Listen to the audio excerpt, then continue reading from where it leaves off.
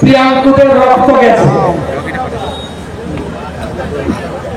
আমি কর্মীদের বাড়িতে ফোন করেছিলাম, অর্জুন সিংয়ের কাছ থেকে খবর নিয়েছিলাম।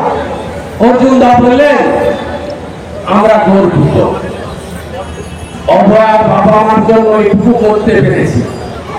একদিন কেন 100 দিন হলো জেল খাটবো। 2019 সাল থেকে এই ব্যারাকপুরে 7 জন বিজেপি কর্মী শহীদ হয়েছে। বিজেপি সরকারে এলে প্রথম এই 7 জন কর্মীর মূর্তি স্থাপন, পরিবারের অর্থনৈতিক দায়িত্ব ভারতীয় জনতা পার্টি নেবে। আর যারা জেল খেটেছেন না, 19-এর পরে, 21-এর পরে, 24-এর পরে সব তালিকা আমাকে দেবেন। আমরা যেমন চাকরি, শিল্প, কৃষি, কর্মসংস্থান জোয়ার আনব, মমতার হাতে অত্যাচারিত জেল খাটা প্রত্যেকটি রাষ্ট্রবাদী দেশপ্রেমিক ভারতীয় জনতা পার্টি কর্মীদেরকেও আমরা সংগ্রামী ভাতা দেব, মাসে 5,000 টাকা করে।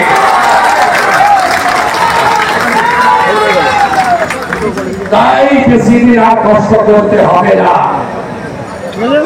এসআইআর যদি ইলেকশন কমিশন করে করতে বাধ্য, দেখবেন তার আগে ভোট হয়ে গেছে অর্ধেক।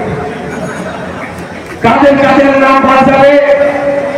বাংলাদেশ থেকে ধর্মীয় কারণে অনেক হিন্দু এখানে আছেন, ব্যারাকপুর এলাকায় প্রচুর হিন্দু লোকজন আছেন, মতুয়ারা আছেন।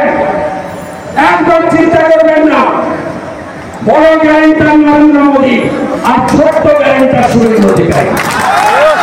একটা হিন্দু ধর্মীয় কারণে বাংলাদেশ থেকে প্রাণ নিয়ে চলে এসেছেন, তাদের কোনো ক্ষতি আমরা হতে দেব না। জীবন থাকতে থাকবে 4 রকমের লোকের নাম থাকবে না, মৃত ভোটার থাকবে না, ডবল এন্ট্রি থাকবে না, অস্তিত্বহীন ভুয়া ভোটার থাকবে না, রোহিঙ্গা বাংলাদেশের মুসলমান থাকবে না। প্রথমে ইলেকশন কমিশন কাটবে রোহিঙ্গা বাংলাদেশি মুসলমানকে, এপ্রিলের পরে বিজেপি সরকার হবে, 100টা বুলডোজার লখনৌ থেকে আনবো, কাঁটাতারের এপার থেকে ওপারে ছুটে ছুটে ফেলবো।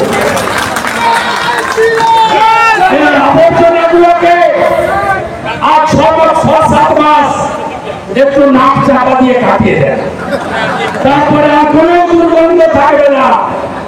একেবারে রজনীগন্ধা ঝুড়ি গোলাপের গন্ধে বাংলাকে ভরিয়ে দেওয়ার কাজ, পল্লবিত সুশোভিত করার কাজ ভারতীয় জনতা পার্টি করবে। আর কথা বাড়াবো, রাস্তাটা